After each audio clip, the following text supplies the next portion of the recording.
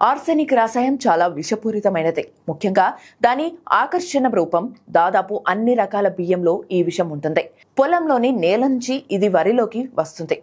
ఫలితంగా క్యాన్సర్, గుండె జబ్బులు, మధుమేహం వంటి అనేక సమస్యలు కారణమవుతాయి.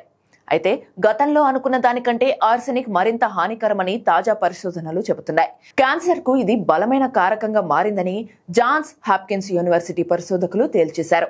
చర్మం, ఊపిరితిత్తులు, మూత్రాశయ క్యాన్సర్ల ప్రమాదాన్ని పెంచుతుంది. గర్భిణులు ఎక్కువ ఆర్సెనిక్ తింటే బిడ్డ పుట్టకముందే లేదా వెంటనే చనిపోయే ప్రమాదం ఉంటుంది. శిశువు తక్కువ బరువుతో పుట్టడానికి కారణమవుతుంది. గుండె జబ్బులు, లెర్నింగ్ ప్రాబ్లమ్స్ వంటి ఆరోగ్య సమస్యలకు దారితీస్తుంది. ఇక వ్యక్తిగతంగా పరిశీలిస్తే 60 కిలోల బరువున్న వ్యక్తి రోజుకు 7.8 మైక్రోగ్రాముల అకర్బన ఆర్సెనిక్ తింటే వారికి మూత్రాశయ క్యాన్సర్ వచ్చే ప్రమాదం దాదాపు 3% పెరుగుతుంది. మధుమేహం వచ్చే ప్రమాదం 1% పెరుగుతుంది. అయినా మనం బియ్యం తినడం ఆపలేం. ఎందుకంటే బియ్యం మన ఆహార సంప్రదాయాలలో భాగం. పేదరికంలో నివసించే ప్రజలకు చాలా ముఖ్యమైనది. వారు బియ్యం నుంచి వారి రోజువారీ కేలరీలలో సగం వరకు పొందుతారు.